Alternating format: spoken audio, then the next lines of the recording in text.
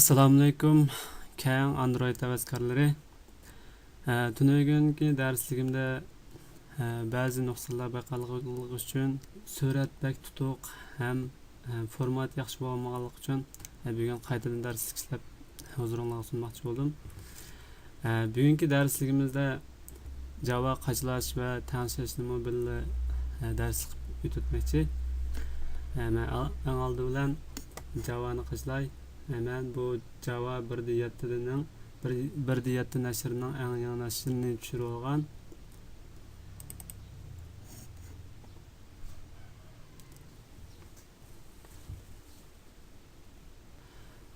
Java'nı qaçılaş bosqichimi boshqa detallarga o'xshashli bo'lib, siz faqat keyingi qadam knopkasini bossangizlar o'zi avtomatik qaçlandı. Keyingi qadam qaçılayotdi. Qaçlab bo'ldi. Endi tanishish bosqichiga kelsak,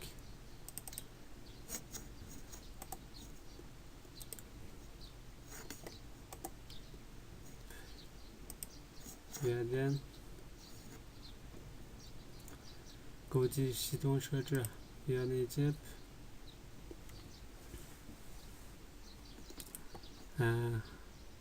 birinchi emas, men burun tanishgan boshqadan tanishib ko'rsatib o'tay.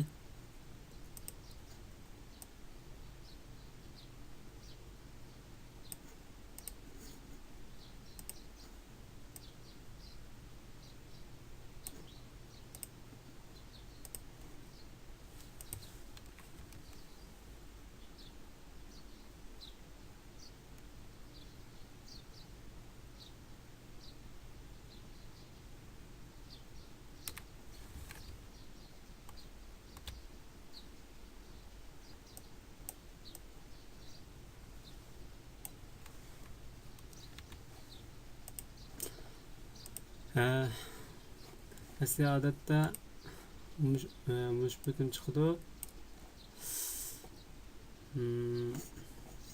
Biz bu yerdan yangidan qurish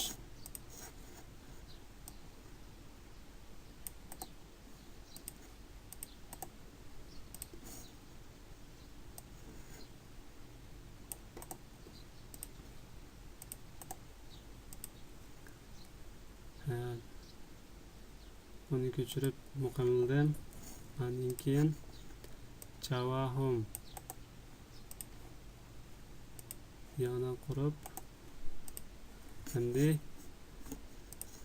bu aslidagisi bizningki qaçılgan Java'ningki nashriga asosan o'xshamaydi. Masalan, men ko'rsatib bersam,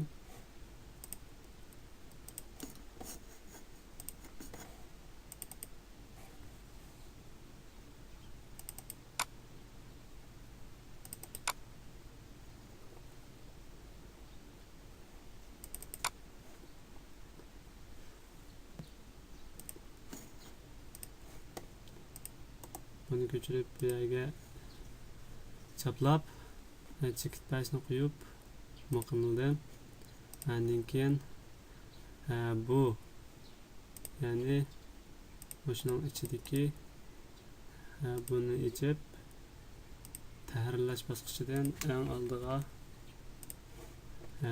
biayin hujjat darajasini ichib turib ko'chirib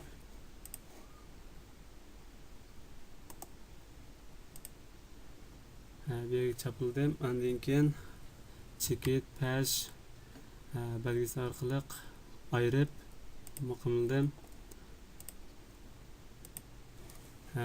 Java tanishish oxirlashdi. Endi ko'rib baqsaq,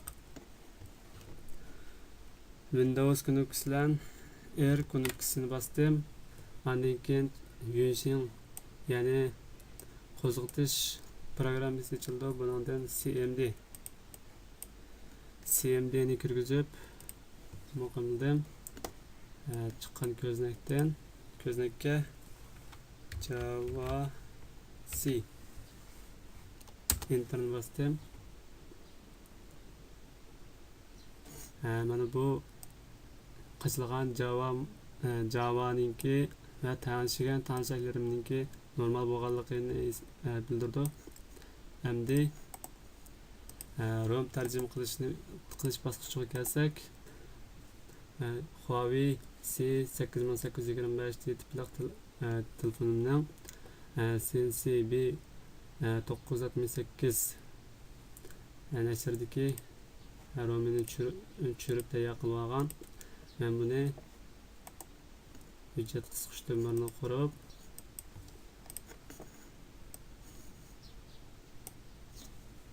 minirarda açqandan keyin bunu mən hüccət qısqışının içine yeşilib oldu.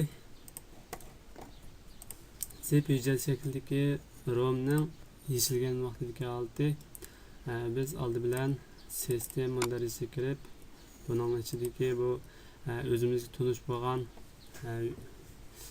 hujjat qisqichlarini ko'ramiz. Buningdan eng oldi bilan framework bu hujjat qisqichini ichidan sistemaning yadro hujjati bo'lgan framework REST APK bu hujjatni ko'chirib olaylik.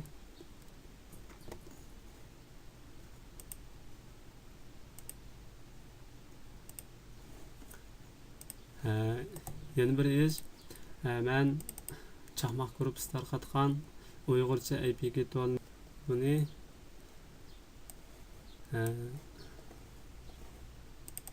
kompyuterning diska g'olmandarisiga qo'ydim.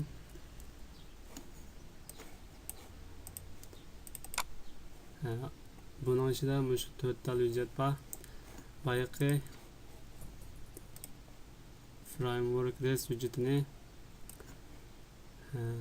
bu APK tool hüccət qısqışının içine köçərdim. Ondan keyin bunu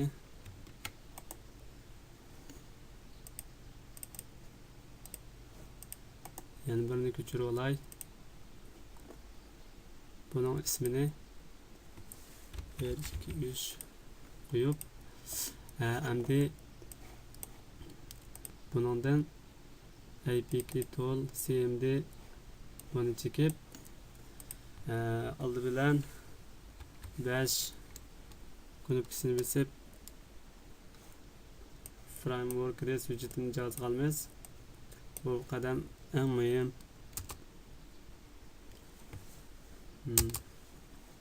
Endi bir knopkasını bastım.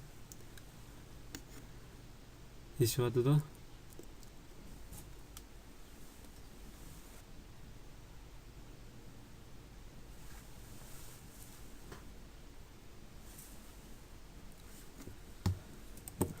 Ish tamomlandi. Qolgan knopkani bosib qaytgandan keyin chekindim. Endi APK hujjat qisqichini açsaq, bunun ichidan REST hujjat qisqichi eng oldi bilan biz tarjima qilmoqchi bo'lgan mana bu values keyingi hech qanday harf qo'yilmagani inglizcha asli haqiqiy ko'ngildagi til bo'liqi hisoblandi. Bunun ichidan bizga o'zimizga tunish bo'lgan values GRCN yani qancha oddiy yoziq buni bir ko'chirib olay.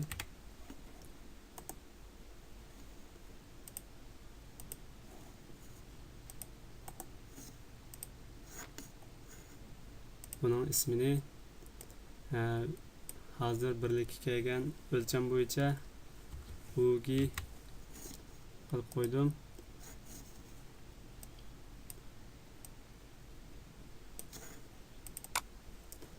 Buningki asosligi stringiz vujudi bo'lib, bizga tunishlik bo'lgan barliq til ya'ni til hujjatlari shuning ichida. Buni birdan tarjima qilmoq haqiqatan oson emas. Bu vaqtda Mardanjon boshlig'idagi chaqmoq gruppasi tarqatgan rom log'atidan foydalansak nihoyat yaxshi. Men bundan ulgu ko'rsatib o'tay. Bu bilan APK til vujud almashtirish qurolidan foydalanib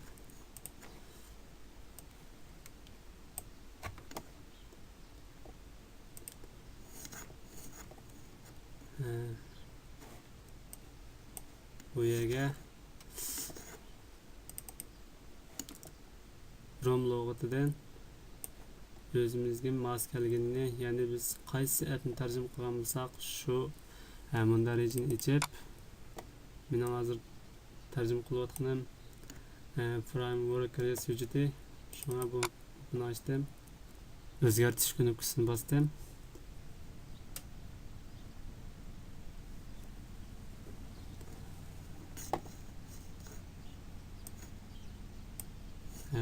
O'zgartib bo'ldi. Ba'zi applarninki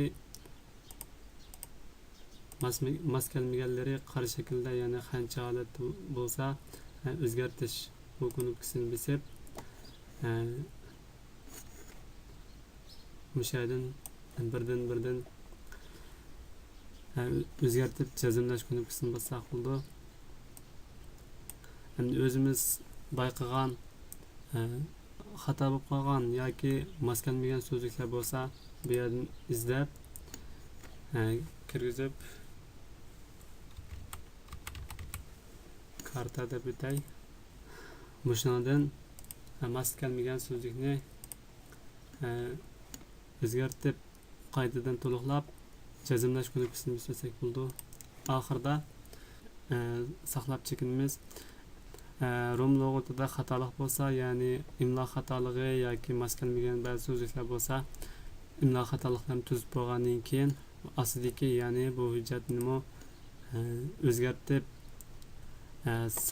saqlab chekinsak, ikkinchi qitimda qayta avojliqning yuz berishini saqlangan bo'ldi. Biz saqlab chekindim. Bu hujjatni hammasini tarjima qilib bo'ldi. Tanishning ichida til tanlashni amalga oshirish uchun vowels, ya'ni bu inglizcha asli hujjat qisqichni ichidan o'shidagi buni chekib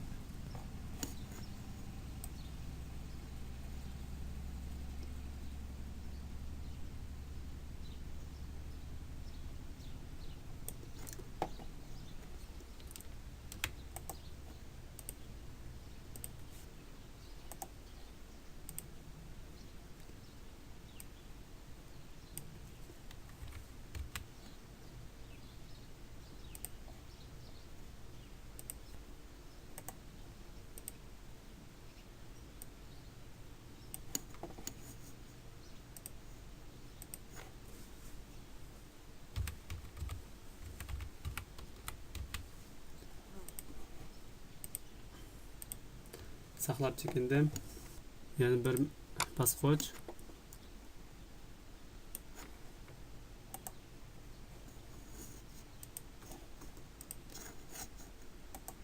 Mundarijni ichib ko'chiray. Undan keyin bu array vujudini ichib 3-qordan boshlab ko'chadim. Yana bu hujjatning ichiga qarasak,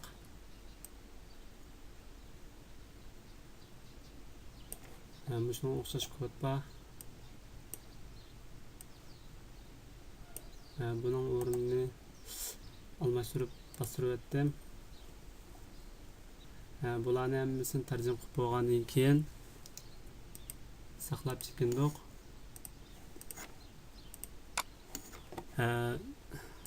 Sistema Uyg'urcha tilini o'ngga yondashtirish haqida biz mana bu hujjatdan foydalanamiz, ya'ni layout. Bu sistema tilining qaysi tarafga yondashib chiqadiganligini ko'rsatadigan kod hujjati hisoblanadi. Biz bu yerga qarasak, layout r deb bu bir necha 4 tane hujjat qisqish bor ekan. Yana birisi layout fa. Mana bu r arab tiliga vakillik qildi. Fa bo'lsa fars tiliga vakillik qildi. Ba'zi applarda layout r hujjat qisqichi bo'lmagan ahvolda layout fa buni ko'chirib qilsaqmi o'xshash unumga erisha olamiz. Men buni ko'chirib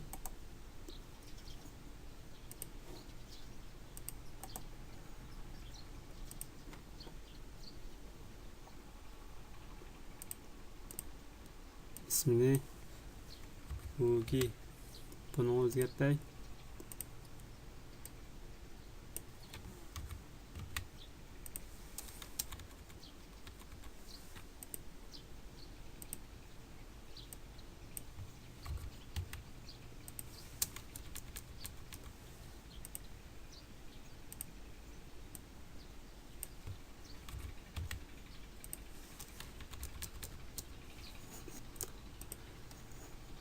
Endi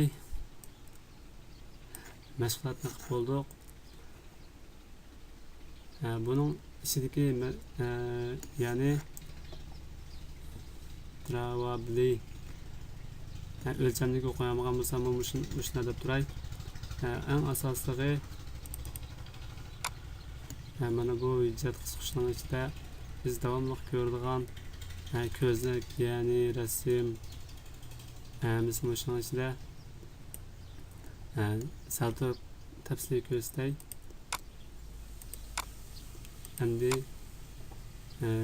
tarjima qilib bo'ldik. Buni bo'laqlaylik. APK tool CMD hujjatni qo'shakdim. Endi 2 ni bosdim. Nimishqa 2 ni bosdim deganda sistema yadro hujjatlariga imzo qo'ymaymiz. Shuni bosgan vaqtida ya'ni boshqa applarni boshqa qo'shimcha applarni shuni besib biroq bola oqlab chiqarsak bo'ldi. Ammo sistem yadro hujjatlariga imzo qo'ymaymiz. Enter knopkasini bosdim. Bo'laqlayotdi.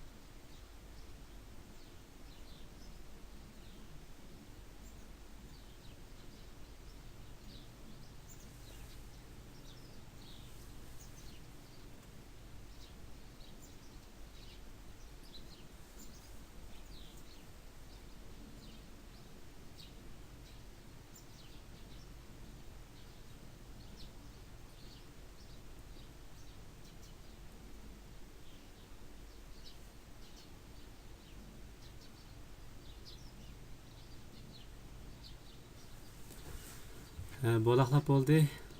Qolgan knopkasini besib chekinib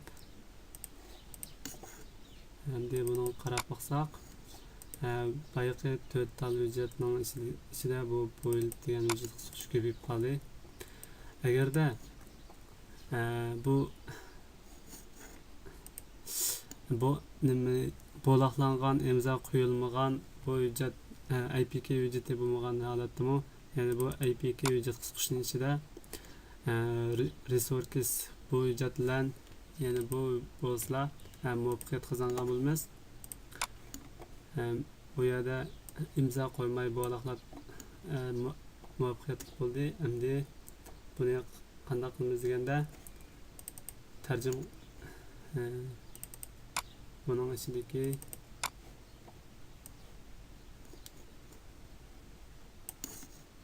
asli hujjatni generalda javob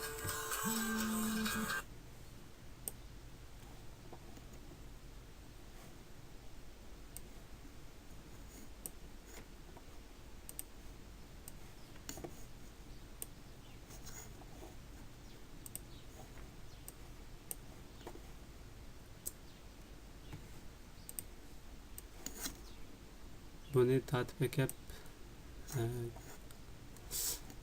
asldagi framework res APK hujjatining ichiga qochildim.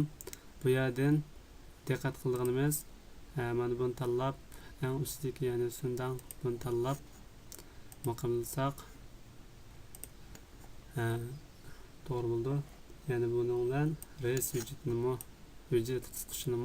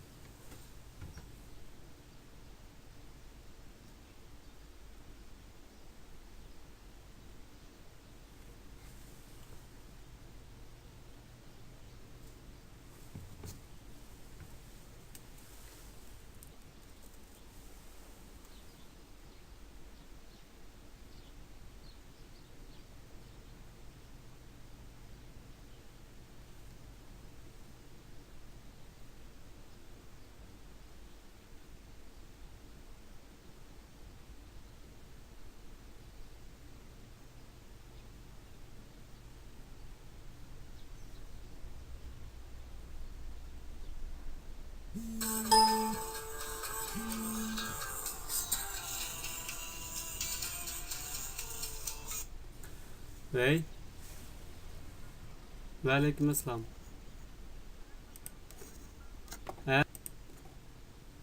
Bu res hujjat qisqartishini ham shunday qilamiz.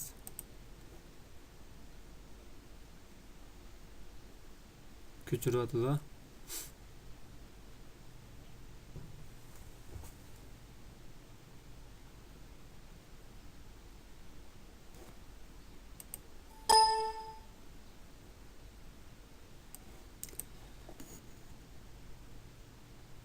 Endi qarab baqsaq bu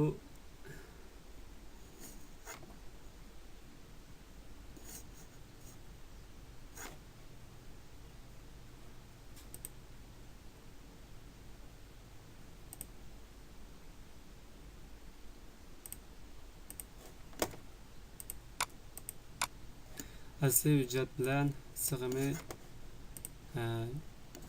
xiyallashib ketdi. Lekin hech qisi yo'q. Mana bu biz tarjim qilib tayyor qilgan Uyg'urcha xat shaklini o'ng yondashtirgan Uyg'urcha til bo'lib qitilgan framework ya'ni yadro hujjati. Endi yana bir appni misolga bersam, ya'ni biz eng ko'p ishlatadigan fon, ya'ni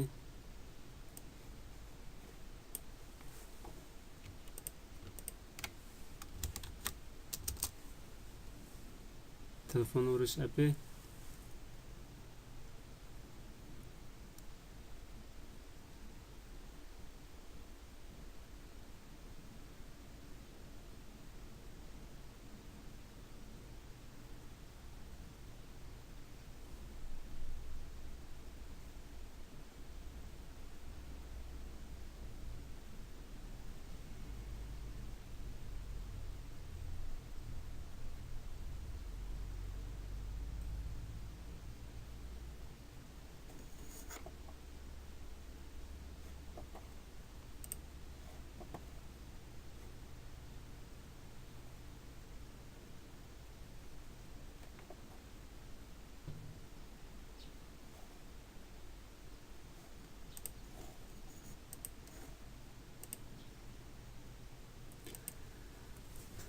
oldidikisini yutib phone apk widgetini ismini 1-2-3 ga o'zgartib andan keyin yechib boqaylik. Birini bosib enter knopkasini bosdim.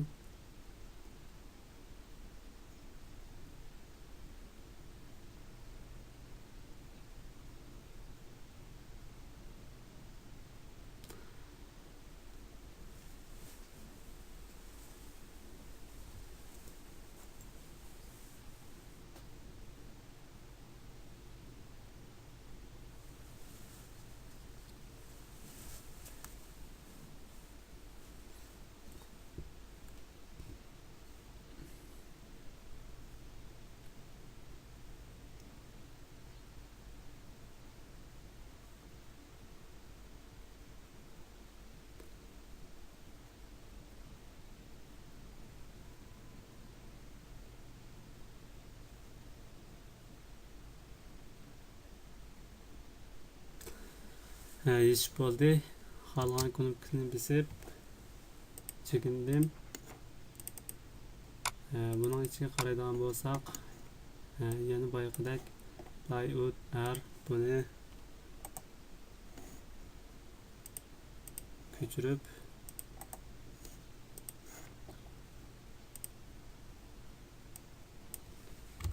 bo'yiga o'zgartdim. Buni ko'chirib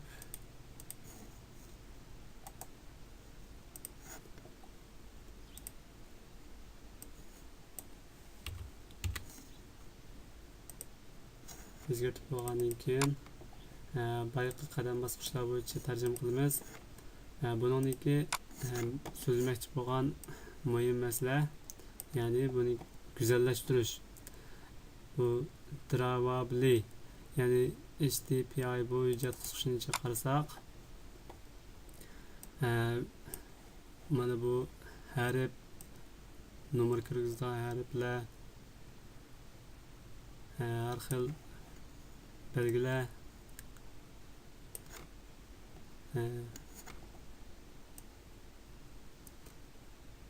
mana bu telefon nomerining oldiga chiqadigan, ya'ni urganda, telefon urgan vaqtida, kelgan vaqtida chiqadigan surat hujjati bo'lib, mana bu buni o'zininki cho'nlig'ida, mushu cho'nliqda tahrirlab, Photoshopda yoki rasm tahrirlash detallari tahrirlab, o'zimiz xohlagan rasmni mushuning o'rniga qo'ysak bo'ldi. Ya'ni bu ismni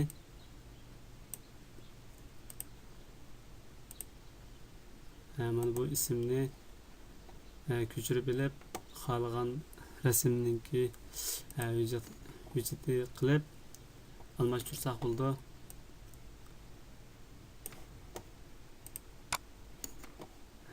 Mana bu buning ichida o'xshash bo'lib, lekin bu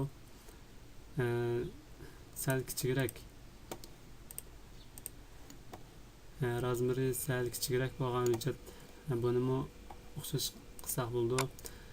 Navada bu hujjatlarni almashtirib, rasm hujjatini almashtirayotgandan keyin bo'loqlashdan xatolik chiqsa, oldi bilan bo'loqlab olib,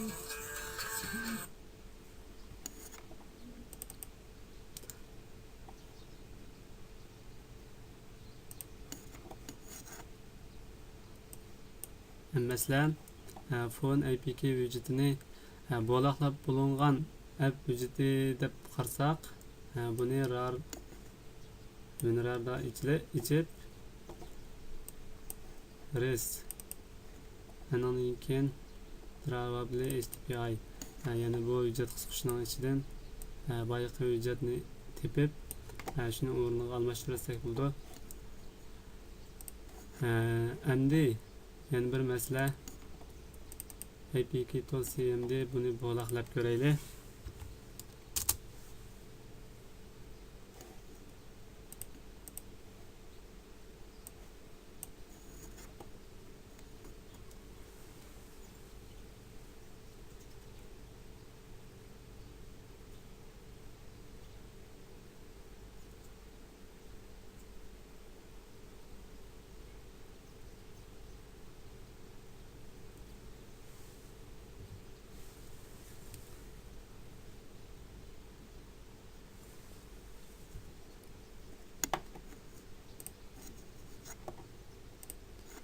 Qaraydigan bo'lsak, bu yerda shundoq xatolik ko'rildi.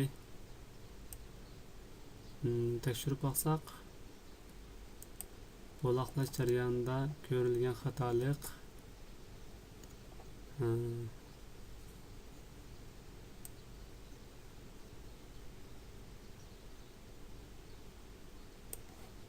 mana bu yerda values d bu hujjat qisqarishining ichidagi stringiz xml hujjatining 220-qorida xatolik ekan. Yana birisi values is. Men bu til hujjatlarini ishlatmagachga ikkilanmani o'chirdim.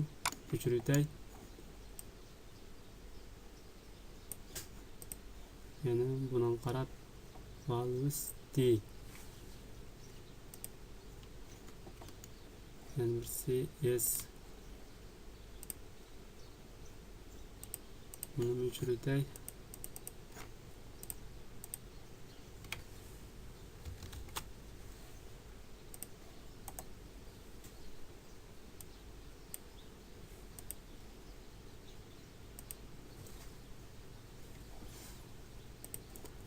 Qaytadan bo'loqlab bakay.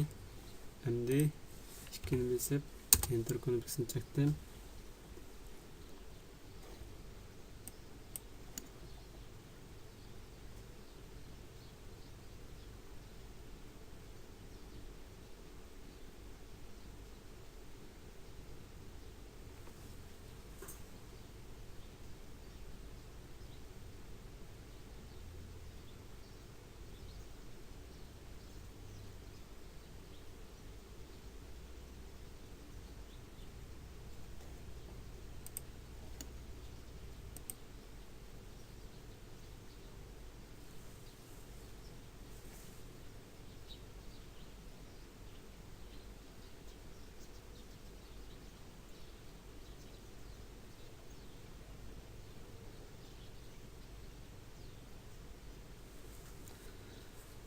Yana xatolik ko'rildi.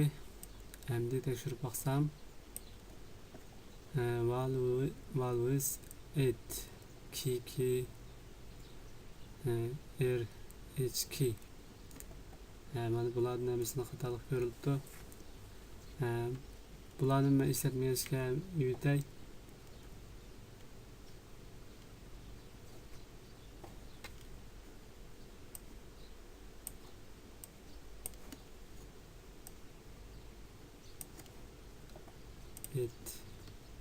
Key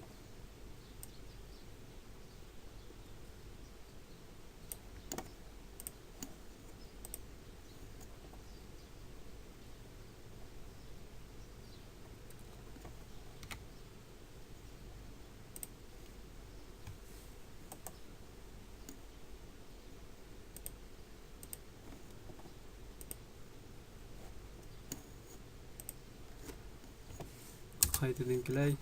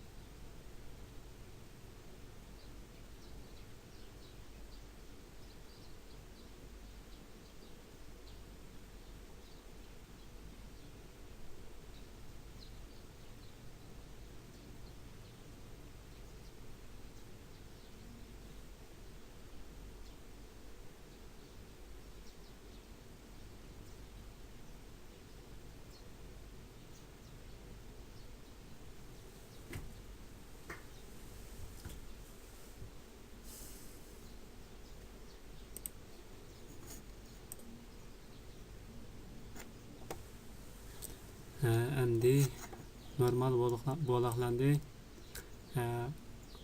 Kod ko'rilgan bo'lsa-mu, xatolik yanıla bolaqlandı biz ko'rib baqaylik.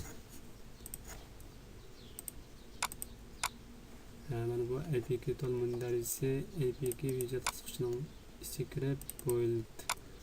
Mana bu fon, ya'ni biz boya tarjima qilgan fon APK widgetining bolaqlangan, imzo qo'yilmagan widgeti. Buni biz boyaqi usulda yana WinRAR'da ichib asli app widgetining ichiga qachilasak bo'ldi. Endi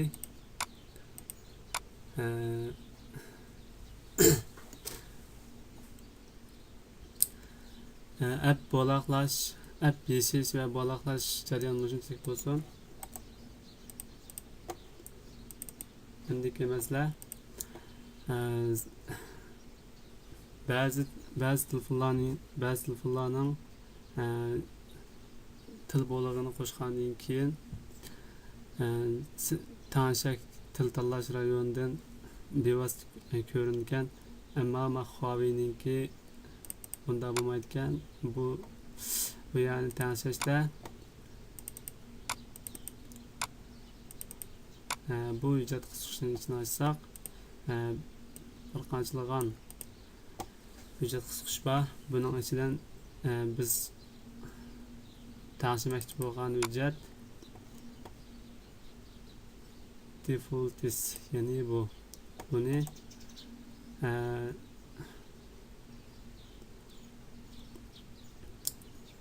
açay notepad plus detalda açay. Bunun da bir kadar asan.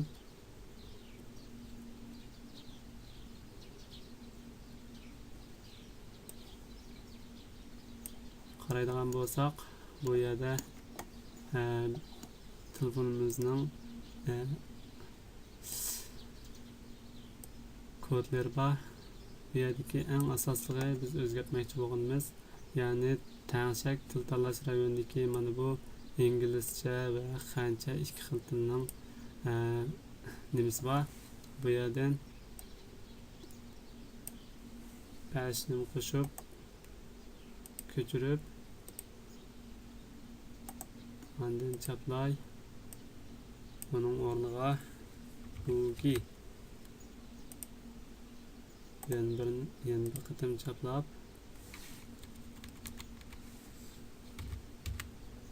ھوقۇقى siziq cn onun keyindan ھوقۇقى deb qo'shib qo'ydim. Başqa yerlardan ko'rib baqsanglar bo'ldi, lekin eng yaxshisi boshqa joylarga chaqalmaganlar yaxshi. Bo'lmasa xatolik ko'rildi. Saqlab chekindim.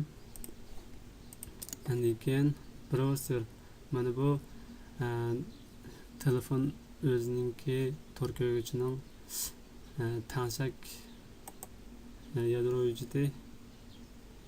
Buni men açsam ROM'ni güzelleştirgen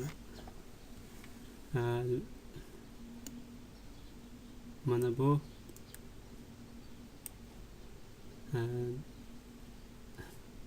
ko'ngildagi boshbat bo'lib, bu yerdan o'zimiz eng yoqtirgan torbatninki ismini kirgizib qo'ysak bo'ldi. Telefon tor ko'rg'ichga kirgan hamon ko'ngildagi boshbat bo'lindi. Bu yerdan men o'zgartsam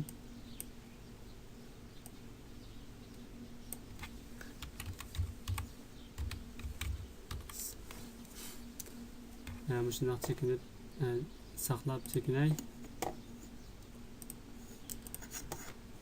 Buni asta ko'rib baqsanglar bo'ldi. Yana birisi wallpaper. Buning ichida ROM'ni yangi yozgan vaqtda ko'rinadigan taglik rasm. Buni xohlagancha o'zinglar yoqtirgan rasmga o'zgartsanglar bo'ldi. ko'ngildagi rasm ilgab ko'rsam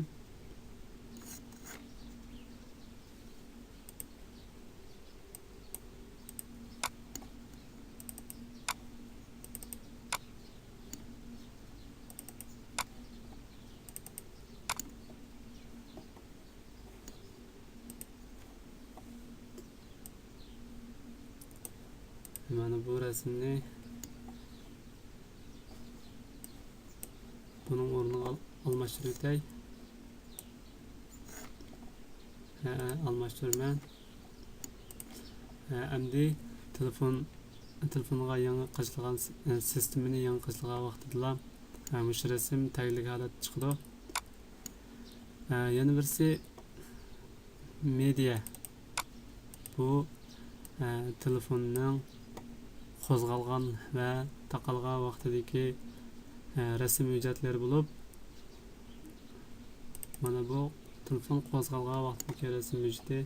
Buning ichida 3 hujjat bor. Biz bu 2 hujjat qisqashini yechib ko'rib boqaylik.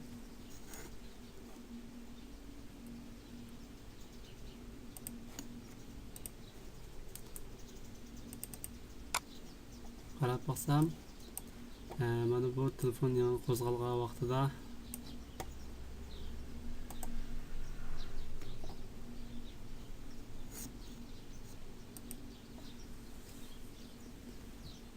ko'ringan hujjat.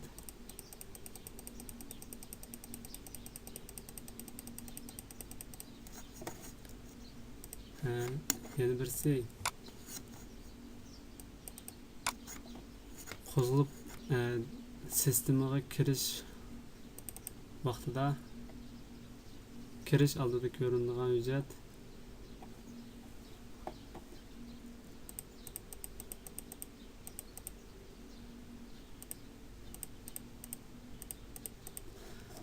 Bununla o'zinglar shu razmer bo'yicha 480 800 yoki telefonlarning ekran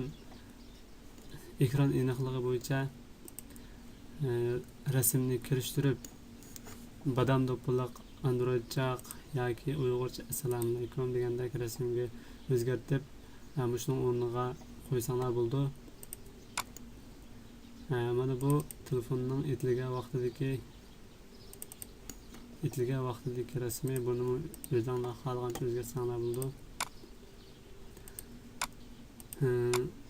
Undan keyin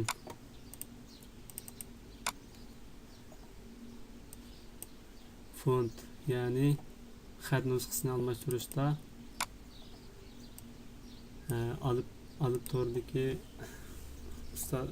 ustozlar tarqatgan Uyg'ur APPQ, ya'ni font qachilash detalini ko'rsatib o'tay.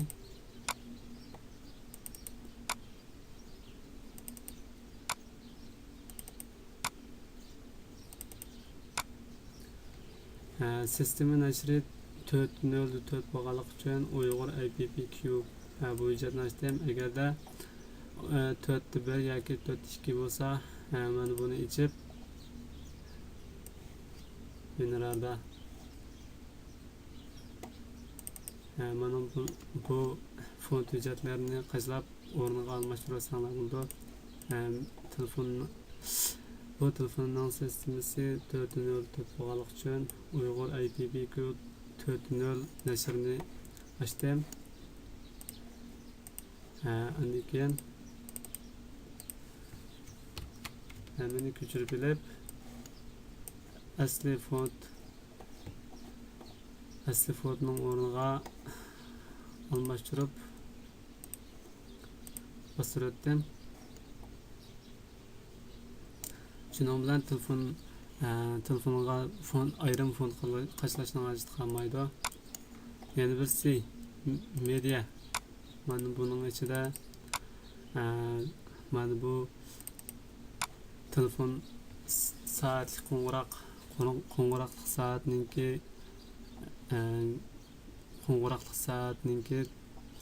ovoz hujjatlari. Buni xohlagancha o'zinglar yoqtirganingcha almashtirsanglar bo'ldi. Lekin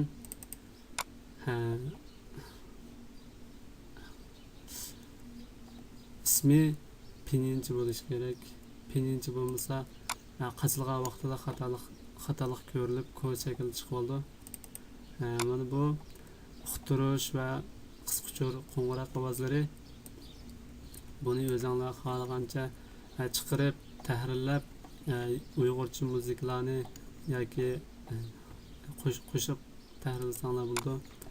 Mana bu ringtones.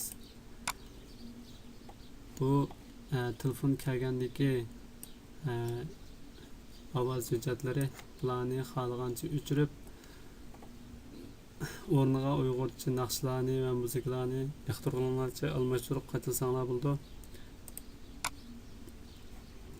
Bu telefonning suratga tortgan vaqtidagi, knopka bosgan vaqtidagi ovoz hujjatlari bo'lib, bularni yoqtirmasanglar, boshqa telefonningki o'zinglar yoqtirgan ovoz hujjatlariga almashtirib ishlasanglar bo'ldi.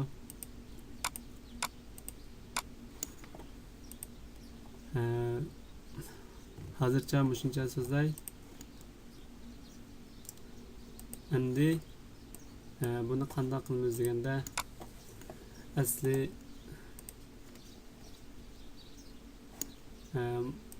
buning bu imzo qo'ygan va qachilash hujjati bo'lib, imzo qo'yilgan vaqtdagi qachilash hujjati bo'lib, buni qanday tahrirlashni men hozircha bilmadim. Bo'lsa hammalar tang o'rtoqlashsak, bildiganlar bo'lsa hammalar tang o'rtoqlashsak, buni men tushirilgan asromni mineralda ichib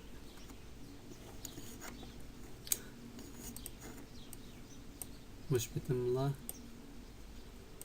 ko'chirib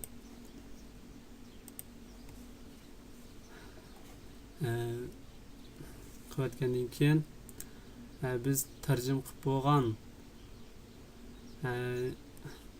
o'zimiz yoqtirgan holatdagi go'zallashtirilgan, o'zimiz go'zallashtirgan, yoqtirgan va tarjim qilib tayyor qilgan rom tayyor bo'ldi. Bu saatlik darsimiz mushada oxirlashdi. Ikki qatim ko'rishaylik. Ko'pchilikga rahmat.